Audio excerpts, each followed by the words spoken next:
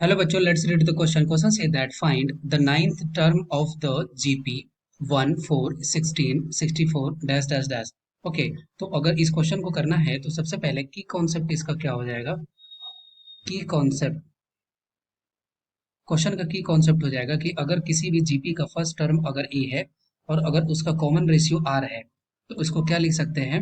अगर हमें A N का वैल्यू चाहिए कोई भी एन टर्म का, तो उसको क्या लिख सकते हैं? इसका फॉर्मूला होता है a into r to the power n minus one.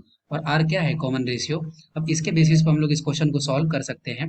तो यहाँ पे हमें क्या चाहिए? हमें चाहिए ए नाइन का वैल्यू चाहिए। तो यहाँ पे ए का वैल्यू क्या है? फर्स्ट टर्म क्या है? फर्स्ट टर्म है वन।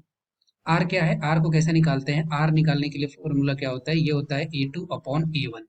ए टू का वैल्यू क्या है? ये है फोर। ए वन का वैल्यू क्या है? वन। तो फोर बाई वन क्या हो गया?